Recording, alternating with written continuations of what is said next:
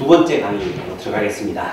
두 번째 강의 내용은 채무자의 및 파산에 관한 법률 총칙 부분과 그다음 회생 절차에 관한 간략한 설명 부분이 되겠습니다.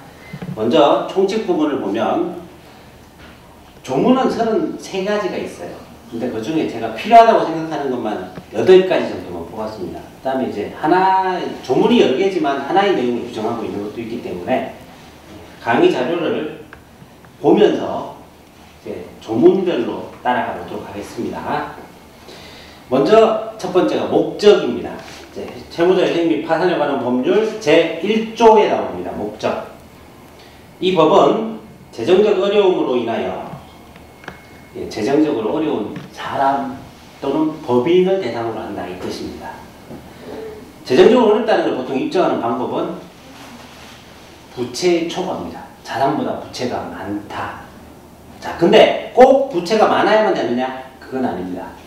자산이 있긴 하나 현재 자산이 처분하기에 시간이 걸려서 현금 유동성이 없다. 이것도 가능합니다. 특히 어떤 경우, 개인은 아니고요. 법인의 경우는 자산의 부채보다 많긴 한데 지금 당장 회사가 현금을 돌리기에 너무 어렵습니다. 할 경우에도 이 절차가 받아들여집니다. 네, 그 다음 파탄의 직면에 있는 채무자에 대하여 파탄 상태가 이제 채무초과, 그죠? 변제하기 어려운 상태입니다. 채권자, 주주, 지분권자 등 이해관계 내에, 그죠? 채권자, 주주, 지분권자 등 이해관계.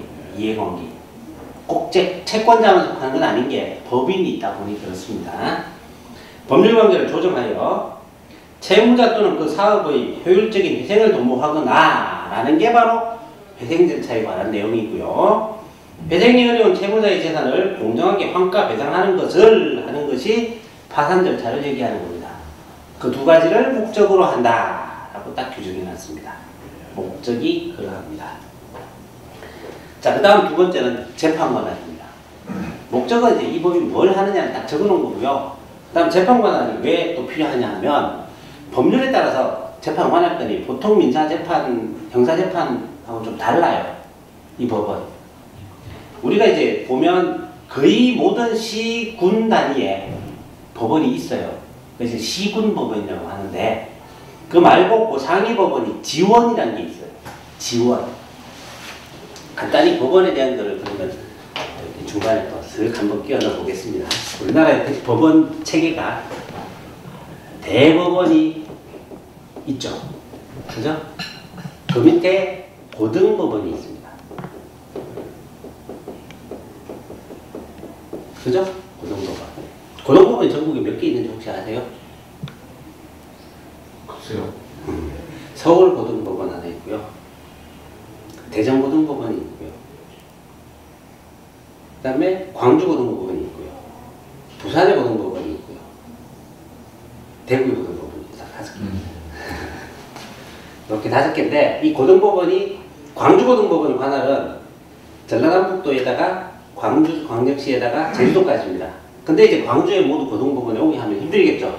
그래서 고등법원이 각 지방법원 본원이라고 하는 지방법원이 있는데 그 다음이 이 지방법원은 시도라는 광역 단위별로 하나씩 있어요. 그 외에 특별하게 서울에는 5개가 있어요. 서울만 5개. 그 다음에 광역시도별로 1개씩 쭉 있어요. 딱 또 독특하게 하나 더 있는 게 경기도가 2개입니다. 수원과 이 정도. 남쪽, 북쪽으로 나눠놨어요. 왜 서울 5개고 경기도는 2개고 이럴까요? 있죠. 인구가 많아서죠. 인구가 많으면 재판이 벌어지는 숫자가 많으니까 인구가 많았습니다. 그 외에는 이제 뭐 전라북도에는 광역시도 없으니까 딱 전주에 1개 있습니다. 충청북도 광역시 없죠. 딱 하나 있어요. 청주에. 충청남도와 대전은 합쳐서 대전에 하나 있습니다. 그다음 경상북도와 대구도 합쳐서 대구에 하나 있고요. 그다음 경상남도에는 울산광역시 따로 하나, 부산광역시 따로 하나, 그리고 경상남도를 관할하는 창원법원이 따로 하나 있습니다. 3개나 있죠. 그렇죠? 전라남도는 광주까지 해서 하나, 광주에. 제주도에 하나. 강원도에 춘천에 하나. 그 다음에 인천에 하나. 서울 5개, 경기 2개 이렇게 지방법원이 있어요. 그 다음에 이제 지방법원이 또 다 관할하기 너무 넓지요. 많고. 그래서 지방법원에 지원이 있어요. 지원. 이거는 지방법원 규모마다 틀려요. 지원이 있는 경우가. 서울 같은 경우가 서울에 지방법원이 1개였어요. 예전에는. 그리고 4개의 지원이 있었습니다. 1개와 4개. 이게 이제 서울중앙법원이라는 게 서울민사지방법원이었고 나머지 지방법원은 지원으로 동부, 서부, 남부, 북부 지원이 있었는데 이게 다 지방법원 본원으로 승격이 되면서 5개가 된 거예요. 그래서 서울의 이 지방법원들에는 지원이 없어요. 하나도 없습니다. 근데 이제 지방법원에 따라서 지원이 있어요. 어디 있냐? 뭐 예를 들면 많아요. 의정부 지방법원에는 지원이 딱 하나 있어요. 고양시. 근데 이제 수원지방법원 같은 경우는 지원이 많아요.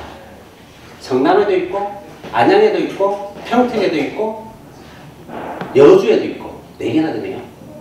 이런 식으로 그 관할하는 범위 영역이 크기에 따라 틀린 거예요. 지원 개수를 필요하면 만드니까. 자, 그 다음에 이제 지방법원에 직할되기도 하고 지원에 소속되기도 하는 시군법원이라는 게 있습니다. 이게 우리나라 법원의 체계입니다. 물론 정사, 민사 이에 따라 조금씩 달라지기도 하고 가사 따라도 다르기도 하고 별도의 부분이 또 있어요. 가사법은 따로 있기도 하고 예, 따로 있지만 어쨌든 일단 법원으로는 형태는 이런 체계예요. 여기까지가 1심 관할입니다. 1심. 고등법원과 지방법원 본원이 합쳐서 지방법원 중에서 항소심 재판부가 있는 데가 있어요. 이렇게가 2심 관할입니다. 대법원은 3심 관할이죠. 전적으로 3심밖에 안 합니다. 대법원은. 물론 특별히 법률에 규정해 보면 때때로 1심에서 곧장 3심으로 넘어갈 때가 있긴 합니다. 2분만 하는 거. 네, 가능하긴 해요. 그러나 어쨌든 간에는 1심, 2심, 3심 이렇게 갑니다. 그래서 때때로 지방법원이나 수원지방법원 항소심 재판부에서 2심을 할 때도 있고 서울고등법원에서 2심을 할 때도 있고 이거는 이제 어떤 경우에 따라 조금 다릅니다. 재판 관할 형태가 조금씩 달라서 그렇습니다. 그래서 이 재판 관할이 여기에도 필요하다 이 뜻입니다.